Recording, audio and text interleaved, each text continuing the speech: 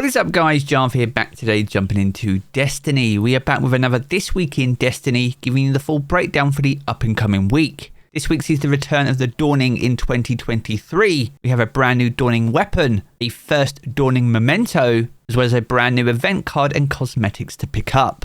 On top of that, we have a full breakdown of all the weekly rituals, challenges, lost sectors, and so much more. So be sure to stick around and enjoy the video. If you do enjoy the video, be sure to leave a comment and rating down below. And remember to subscribe for more Destiny 2 content. But without further delay, guys, let's jump into the video.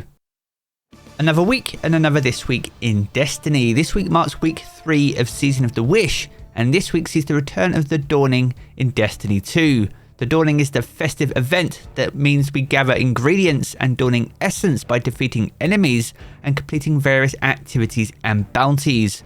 When you have enough ingredients though, you can combine them in Eva's holiday oven to create yummy treats. And with these treats you can hand them to vendors across the system in exchange for various rewards. Now for the Dawning, you can purchase various upgrades using Dawning Spirit. Now you'll get this by completing event card challenges, activating boons of friendship, and delivering holiday treats. Now some of these upgrades will allow you to get bonus event rewards, grant the ability to earn Dawning weapons with additional perks from Eva Levante, increase power and utility for stasis snowballs which you'll find in various activities, and weapon focusing that allows for targeted weapon drops. Now when it comes to newness and the Dawning, we have a new Dawning memento. You'll be able to gain access to this via the Winter Night quest. This will grant a guaranteed memento, and any additional mementos can be acquired by opening a gift in return once you've acquired your very first memento. As well as that, we also have a new weapon this year called the Abido Wing. This is an aggressive glaive,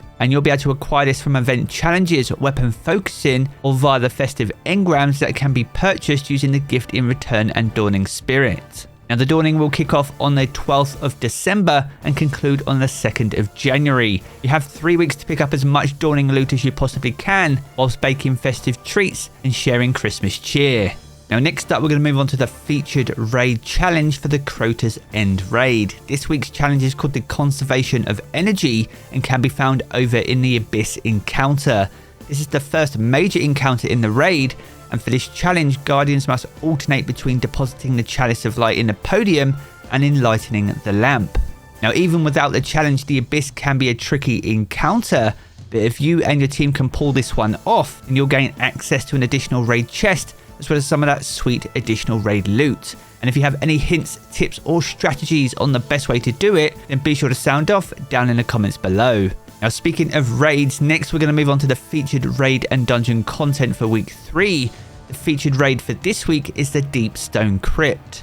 Now this launched all the way back in Beyond Light and is also the home to the Eyes of Tomorrow exotic rocket launcher. You'll have a chance of gaining access to this by taking out Tanix, the final boss, and as the featured raid you'll also be able to complete and repeat all the major encounters. It's perfect if you're still looking to earn some of the weapon patterns for what are arguably some of the best weapons in the game. So if you are missing out on some of those like myself, then make sure to jump in upon this week's weekly reset. Now when it comes to featured dungeons, the Pit of Heresy is back. Now this hasn't been featured since October, but with that being said, it's still very much in the need of a massive overhaul. All the weapons and armor need updating, it needs artifice armor, and all in all it just needs a little bit of Bungie love. What kind of changes would you like to see to Pit? Be sure to let me know. But if you do want some high stat loot at least, then taking out Zolmark the final boss is one of the best sources for it. It can be incredibly spiky in terms of stat distribution, but it will not be artifice. But it may be something worth bearing in mind upon this week's weekly reset. Now next up, we're going to move on to the exotic mission Rotator, and this week's featured exotic mission is the Vox Obscura. This launched in the Witch Queen, and you will need to either own that expansion or Season of the Risen in order to access it. Now if you do have access to this mission, it will grant you access to the Dead Messenger exotic grenade launcher, which is now craftable and as a result has an additional trait. Now on top of that though, there are also weapons and armor from Season of the Risen itself, including Explosive Personality, Recurrent Impact, Under Your Skin, Sweet Sorrow, Thoughtless, Peace of Mind, alongside the Tusked Allegiance armor set. Now these have a chance to drop during the course of the mission itself or upon activity completion. So if you are missing weapon patterns for these craftable weapons, then this could be the week to go pick them up.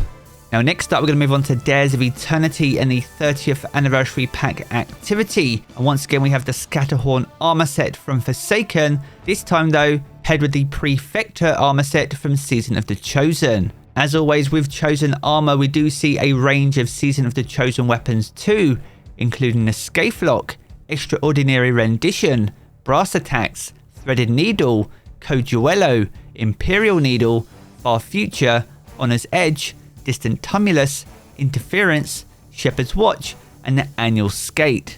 Now none of these weapons are craftable, so if you are looking for god rolls on them, then these have a chance to drop during the course of the activity when you complete it, or just by handing in strange coins over at the Star Horse over in the Treasure Hoard. Now next up we're going to move on to the weekly rituals, and we have a returning Nightfall for week 3. This comes in the form of Hypernet Current, and this launched alongside Lightfall. Now Hypernet Current is the only strike that takes place inside the Vex network, and all in all offers a very unique challenge. It's definitely not the hardest Nightfall in the rotation, but will gain you access to the Nightfall exclusive reward for the week. Now moving on to the Crucible, we see Checkmate Control alongside Zone Control and Elimination as the 3 featured Crucible modes for the week. Alongside those, due to the conclusion of Iron Banner, this weekend we'll also see the return of Trials of Osiris, so if you are considering chasing down some of the newer loot returning for this season, make sure to get those practice sessions in throughout the course of the week in Elimination and jump into Trials upon Friday's daily reset.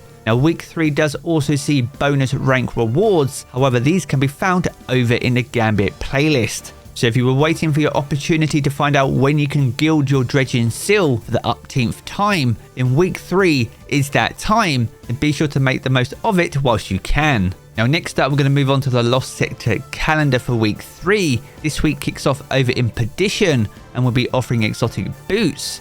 On Wednesday you can head over to the Bunker E15 for a chance at exotic gauntlets. Thursday can be found over in the Concealed Void and will be offering exotic chest pieces. And alongside the return of Trials on Friday, you can head over to the Thrillerdrome for a chance at exotic helmets. Over the weekend on Saturday, Gilded Precept returns for another chance at exotic boots, with Sunday's Lost Sector being found over in Scavenger's Den and offering exotic gauntlets. And we round out the week over in the Skydock, once again offering exotic chest pieces. So whether you're chasing any of the outstanding exotics, or even farming out some of the weapons from the World Loot Pool, which do rotate on a daily basis, then be sure to plan your week accordingly. And if you want to check out this calendar in full for yourself, make sure to do so over in Today in Destiny, and I'll leave the link to that down in the video description below. Now to round us out for the week, we're going to head over to seasonal challenges, and there are just 6 seasonal challenges for week 3. The first is called Wish Seeker 3, and here you need to complete week 3 of the Wishing All the Best quest. That's followed by Elemental Extremes, so you need to get Arc, Solar and Stasis Final Blows, and bonus progression is granted for Jolt, Ignite and Shatter Final Blows. That's alongside Foes of the Dragon Scorn, so for this you need to defeat Scorn anywhere in the system, and defeating Scorn in Riven's Lair or the Coil grants additional progress.